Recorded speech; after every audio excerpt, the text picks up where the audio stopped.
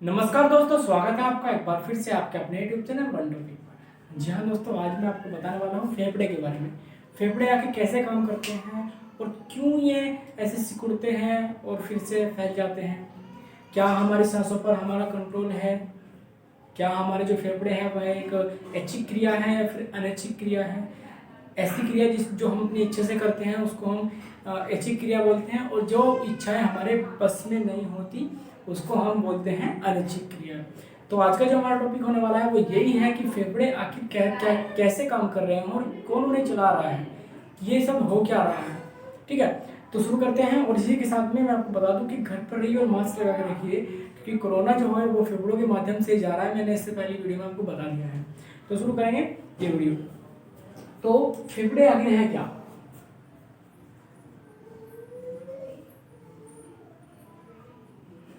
फेफड़ा, ठीक है, लंग्स, आखिर ये है क्या और कैसे ये सब हो रहा है, किस तरह से ये काम कर रहे हैं। देखिए, सबसे पहले हम आपको जरूरी बात ये बता दें कि फेफड़ा हमारे शरीर में क्या करता है, ऑक्सीजन लेके जाता है। और अभी ऑक्सीजन की बहुत सारी भरमार हो गई है। चाइना कह रहा है कि हमारे यहाँ से ऑक्सीजन ले जाओ। जो टाटा जी हैं, रतन टाटा, उन्होंने मना कर दिया है कि जब तक हमारा देश इस खतरे से जूझ रहा है, इससे अच्छा तुम्हारे यहाँ से हम ऑक्सीजन ले, इससे अच्छा हम अपने प्लांट शुरू कर देंगे। तो उन्होंने उसको मना कर दिया कि हम आपसे मदद नहीं लेते, क्योंकि सारी जो जड़ है वो यही है। ठीक है, तो क्या है, लंग्स है क्या?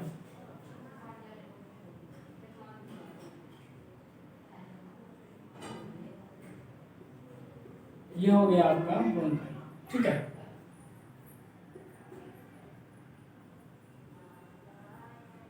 इसमें यहाँ पे दो पार्ट में बटा हुआ है, और जो ये वाला जो फेफड़ा है तो इधर राइट वाला, ये यहाँ पे तीन पार्ट में आपका बटा हुआ है। ठीक, तो ये है। अब ये जो आने वाली है इसको हम ब्रोंकाई बोलते हैं।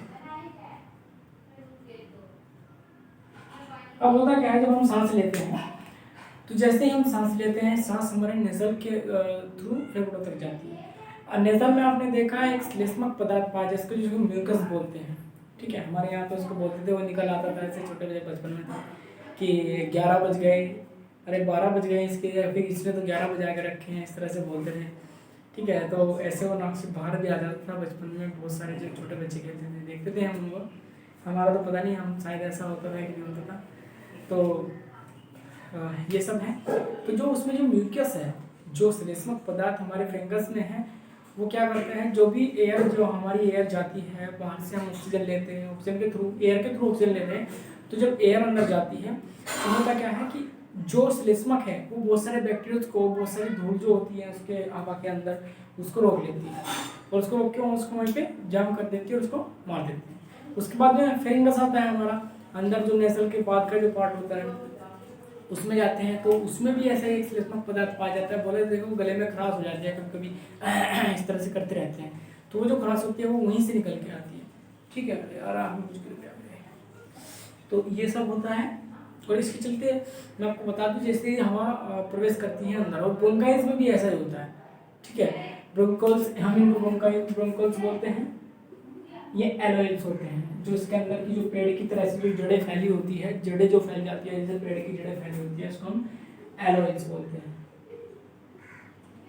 ठीक है, इसको ब्रोंकाई बोलते हैं, इसको बोलते हैं ब्रोंकाई। ठीक है, और ये होती है ब्रोंकोल्स, जो जड़ें ऐसे फैल जाती है।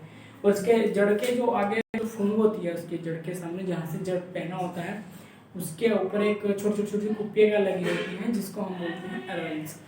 तो होता क्या है आखिर, तो जब हम सांस लेते हैं अंदर, इसके नीचे एक चीज होती है जिसको हम डायफ्राम बोलते हैं। ठीक है, हमारा जो पेड़ होता है, पेड़ से बिल्कुल ऊपर जो डायफ्राम होता है उसको डायफ्राम बोलते हैं।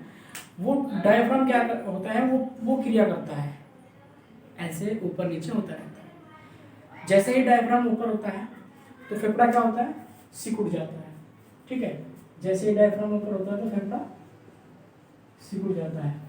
और जब फेफड़ा सिकुड़ता है तो हम CO2 बाहर छोड़ते हैं। और जब फेफड़ा, ये डायफ्राम जो है वो नीचे होता है, तो फेफड़ा क्या होता है, फैल जाता है। और जैसे फैलता है तब क्या होता है, ऑक्सीजन हम अंदर लेते हैं।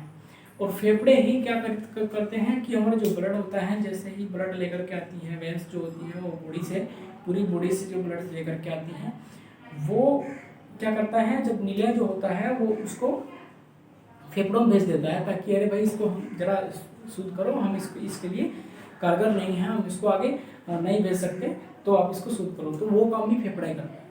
फेफड़े ही ब्लड का सर्कुलेशन जो होता है क्या करता है, उसको ब्लड को सर्कुलेशन बोल रहा हूँ, ब्लड को शुद्ध करता है, उसको प्योर करके और फिर दोबारा से हार्ट को देता है, और हार्ट क्या करता है, पूरी बॉडी में उसको सर्कुलेट कर देता है। तो ये होता है फेफड़ा। और इसी के चलते इसमें ऐसी कोशिकाएं होती है जो आर पार अप्रदेश से झिल्ली होती है, ऐसे हम देख सकते हैं। अगर उसको हम ऐसे पकड़ ले, इस तरह से पकड़ ले, तो उधर का हमारा दिखाई दे जाएगा। इस तरह की इसमें कोशिकाएं होती है।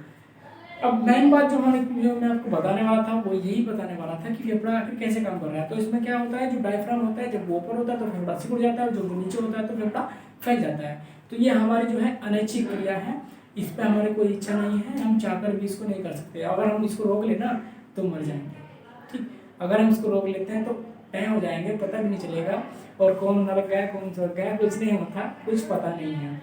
तो बने रहिए और देखते रहिए हमारी वीडियो को ऐसे इंटरेस्टिंग टॉपिक के लिए। लेकिन मैं देख, अभी मैं ये जो दाढ़ी है ये नहीं कटाने वाला हूँ, बाल जो मेरे बढ़ गए हैं मैं तभी कटाऊंगा जब मुझको सक्सेस मिल जाएगी। और मैं चाहता हूँ कि मैं 1000 सब्सक्राइब की मुझे कमी है, वो मुझे चाहिए, और साथ ही मुझे क्या चाहिए, 4000 घंटे। तो अगर आप हमारी वीडियो नहीं देखेंगे तो आप ये 4000 घंटे नहीं हो पाएंगे, और मैं बाल नहीं कटाऊंगा, ठीक है। वैसी कोई शर्त नहीं है, और बाकी सब बने रहिए और घर में रहिए, सेफ रहिए। कोरोना वायरस ही फेफड़ों पर वार करता है, क्योंकि वहाँ पे जो एसिटो फैक्टर्स जो कोशिकाएं होती है उन पर वार करता है। कोरोना के पास जो फैक्टर्स है, सॉरी एसिटो नहीं, जो भी फैक्टर है कोरोना के पास में, तो वो चाबी है। और जो हमारे पास में हमारे फेफड़ों पर जो एसिटो फैक्टर है, जो कोशिकाएं हैं, वह उसकी ताला है। तो उस पर आके वो चिपक जाता है, तो उसको खा लेता है, अपनी जैसी बहुत सारी कॉपी तैयार कर लेता है, और बाद में विस्फोट हो जाता है। तो मास्क जरूरी है, और 2 गज की दूरी जरूरी है, तो दूरी बनाए रखिए, और मास्क जरूर पहनिए, और घर में रहिए, सेफ रहिए। मिलेंगे इससे वीडियो में, तब तक के लिए जय हिंद, जय भारत।